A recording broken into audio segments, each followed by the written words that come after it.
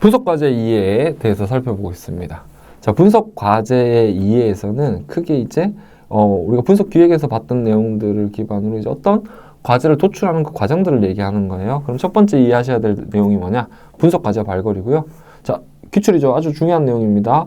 분석 기획 유형을 제가 말씀드렸던 이유가 뭐냐면 기억나시죠? 최적화, 솔루션, 통찰, 발견.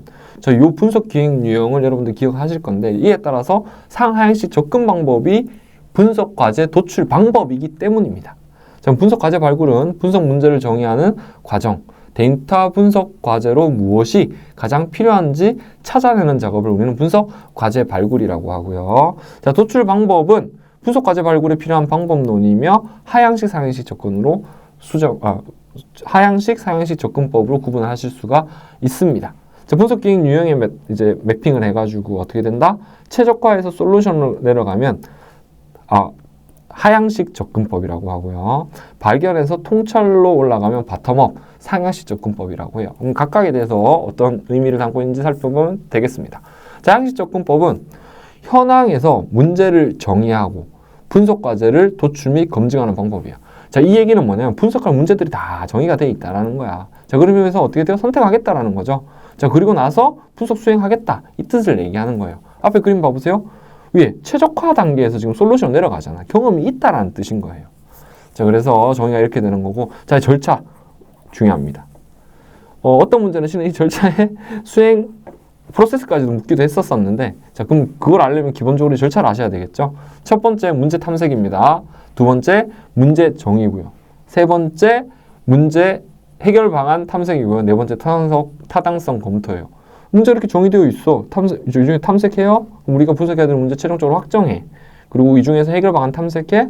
자, 그러고 나서 이거 분석을 하기 위해서 들어가는 비용이라든지 자원들 고려해가지고 효과 있겠다 없겠다를 타당성 검토로 한다라는 뜻입니다. 자, 이 중에서 두 가지 문제 탐색에서는 어떤 것인지 정의하는 거를 비즈니스 모델 기반 문제 탐색이라고 하고요. 그 외에도 어디서 할 수 있냐?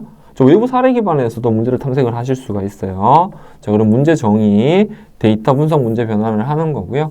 해결 방안, 여러 옵션들이 존재를 하겠죠. 그 중에서 이런 관점으로 접근할 수 있어. 그러고 나서 타당성 평가 후에 과제를 선정하는 절차로 이루어지게 되어 있습니다. 자, 그러면 하향식 접근법에 대해서 좀 상세히 살펴보도록 하겠습니다. 첫 번째 문제 탐색 단계에 있었었죠. 자, 빠짐없이 문제를 도출하는 단계입니다. 그 과정에서 비즈니스 모델 기반과 외부 사례 기반 문제 탐색한다라고 했어요. 자, 이것도 기출 내용입니다. 이 중에서 비즈니스 모델 기반의 문제 탐색에는 요 9가지 블록을 단순화한다라고 되어 있었는데 요 9가지를 물어본 거예요. 그래서 업무, 제품, 고객, 그리고 규제와 감사 영역, 자원, 인프라 영역. 자, 그래서 거기에 있는 내용들을 기반으로 해가지고 뭐라고 한다? 9가지 블록이 핵심 활동, 가치 제한, 고객 관계, 고객, 핵심 파트너, 비용 구조, 핵심 자원, 유통 채널, 수입의 흐름입니다.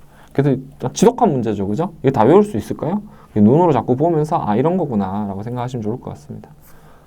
자, 다음은 이제 이 중에서 문제 분석 단계, 탐색 단계에서 분석 기회의 발굴과 범위 확장을 하게 되는데요.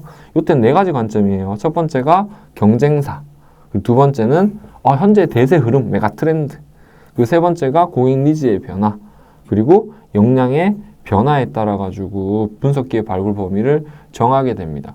자, 메가 트렌드는 이제 우리가 이걸 스팁 관점으로 접근을 한다라고 표현을 하는데 사회적 영역, 그리고 기술, 경제 환경, 정치적인 역량에 따라서 지금 어떤 분석 과제들과 영향이 있는지를 파악을 할 수가 있는데요. 예를 들어 가지고 지금 우크라이나나 러시아 전쟁하고 있잖아요. 전쟁하고 있는데 여러분들이 가셔가지고 야 전쟁하지 마 하면 전쟁 안 할 수가 있나요?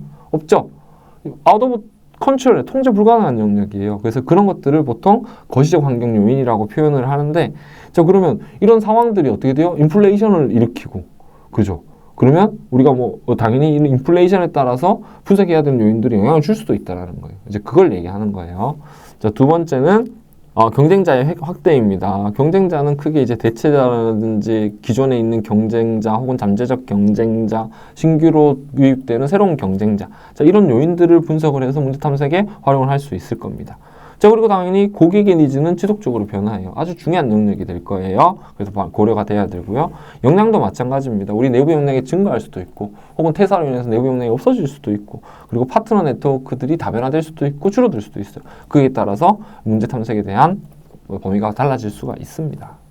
자, 다음은 이제 외부를 얘기합니다. 자, 외부는 두 가지만 기억하세요. 외부 참조 모델 기반 문제 탐색이 있고요. 분석 유즈 케이스를 활용을 해야 된다라고만 참조하시면 될 것 같습니다. 자, 그리고 문제 정의 단계, 해결 방안 탐색 단계를 이제 같이 화면을 보고 계신데, 자, 그러면 방금 여러 도출되어 있는 분석 과제 범위들 중에서 어떻게 돼요?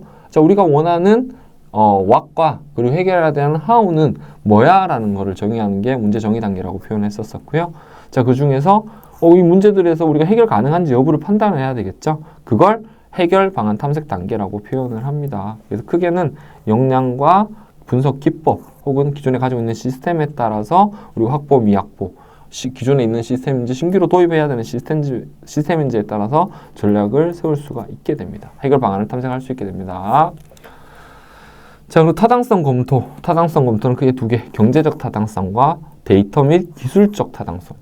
이게 비용적으로 효과가 있어야지 시작을 하겠죠.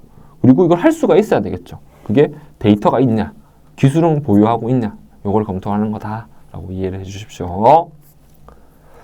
자, 다음은 상향식, 이제 하향식을 봤고요. 이제 바텀업 상향식 접근법에 대해서 볼 거예요. 아무것도 없는 상태에서 하는 거라고 했어요.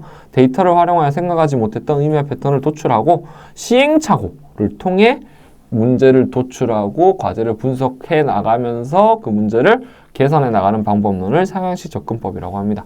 당연히 절차 중요합니다. 자, 프로세스 분류, 프로세스 흐름 분석, 분석 요건식별, 분석 요건 정의, 이 네 단계로 구성이 되고요. 지금 여기 있는 안에 있는 내용을 묻는 것보다 사실 이 절차가 이제 기출이 되는 거고, 그럼 여기에서 접근해야 되는 여러 또 방법론을 활용해요. 그 내용들이 또 중요한 게 되겠습니다. 그 내용들을 살펴보면, 자, 첫 번째 디자인 싱킹 사고를 기반으로 문제를 정의를 해라 라고 얘기를 하고 있어요. 디자인 싱킹이랑 문제를 숙고하고 문제를 더 폭넓게 해결할 수 있게 하기 위해 이용할 수 있는 혁신적 문제 해결 접근법을 얘기를 합니다. 절차 중요합니다. 이것도 기출입니다. 자, 첫 번째 emphasize 하고요. 공감하고요. 두 번째 define, 문제 정의하고 아이디어 도출하고 프로타입 만들어가지고 테스트를 해요. 그럼 이 과정들이 순차적으로 진행이 될까요? 아닙니다. 이게 반복적으로 진행을 해요. 반복적으로 왔다 갔다 하면서 이제 반복적으로 진행이 되면서 이 프로타입을 개선할 수도 있고 새로운 아이디어가 도출이 될 수도 있고요. 자, 그 과정을 반복적으로 통해 가지고 어떤 문제를 정의를 하는 과정을 거치게 됩니다. 자, 다음은 비지도 학습. 자, 이것도 이제 기억을 하셔야 될 것 같은데, 자, 비지도 학습은 후에 이제 공부를 하실 텐데, 이제 머신러닝에서는 지도와 비지도 학습을 구분을 해요. 자, 지도는 뭐냐? 정답이 있는 데이터를 가지고 우리가 원하는 문제에 대한 해결을 분류하고요, 예측하는 방법이에요. 자, 비지도는 정답이 없는 데이터를 가지고 유사성과 그 관계성을 파악하는 방법이에요. 자, 상향식 접근법에서 어떤 문제를 정의하는 과정에서는 뭘 쓴다? 네, 비지도 학습을 씁니다. 자, 목표값, 여기 정답을 얘기하는 거죠. 정답을 사전에 정의하지 않고 데이터 자체가 가진 의미로만 그룹을 도출하기 때문에 해석은 어렵지만 새로운 유형의 인사이트를 도출하기에 유용한 방식으로 활용이 됩니다. 자, 지금 상향식 접근법에서 두 가지 접근법 봤어요. 뭐예요? 첫 번째가 디자인 싱킹, 두 번째가 뭐였습니까? 비지도 학습입니다.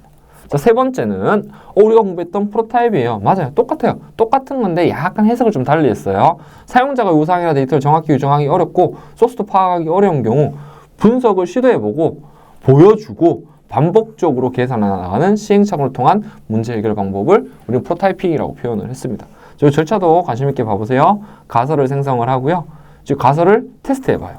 그리고 실제 환경에서 확인을 해보고 통찰 도출 및 가설을 확인하는 이 절차로 수행이 됩니다. 라는 것도 기억을 해 주십시오. 자, 그럼 결론적으로는 이게 뭘로 나올까요? 그렇죠. 네, 분석, 과제 정의서. 저 과제들이 나왔기 때문에 이 과제는 뭘로 돼야 된다? 네, 과제 정의서로 나와야 됩니다. 자, 여기도 요 분석 활용 시나리오도 기출, 분석 과제 정의서도 기출인데요. 자, 근데 활용 시나리오부터 봐볼게요. 자, 이런 과제 정의서를 만들기 위해서 어때요? 각각 비즈니스 시나리오가 있을 거예요. 그럼 분석, 활용 시나리오로 만들어낼 수가 있다는 뜻인 거거든요. 운영 프로세스 변화에 안정적 결과를 적용하기 위해 작성을 하고요. 주요 업무 의사결정의 결과가 어떻게 활용되어 업무가 효과적으로 수행할 수 있는지에 대한 이해를 돕기 위한 시나리오를 우리는 분석, 활용 시나리오라고 표현합니다. 자, 이게 뭘로 나온다고요? 과제 정의서로 나옵니다. 자, 과제 정의서는 그 분석 과제에 대한 구체적인 필요한 소스 데이터, 분석 방법, 입수 난이도 등을 상세히 정확한 문서를 분석 과제 정의서라고 하고요. 자, 이런 내용들로 구성되어 있습니다. 자, 분석명은 이거야. 분석은 이런 내용으로 할 거야. 소스 데이터는 무엇이야? 이 소스 데이터에서 이 데이터를 입수하기 위한 난이도, 입수 사유, 입수 유무 얘기할 수도 있겠죠? 그럼 가능해, 불가능해. 그리고 분석 방법은 이런 것들을 쓸 거야. 자, 분석 적용 난이도는 상중하, 높아. 난이도가 높은 사유는 이런 거야. 주기는 월별, 주별, 일별로 할 거야. 그리고 검증은 어느 팀에서 할 거야. 이 외에도 얘는 고정적인 내용이 아니라 추가적인 필드들, 추가 알파의 필드들을 넣어서 관리를 할 수가 있게 됩니다. 그래서 과제 정의서 중요합니다. 그래서 이런 추가적인 필드를 넣어가지고 우리가 정의한 분석 과제를 어떤 관점에서 분석을 할 거고 그때 필요한 것들은 이런 것들이야 라고 정의를 해 놓으셔야겠습니다.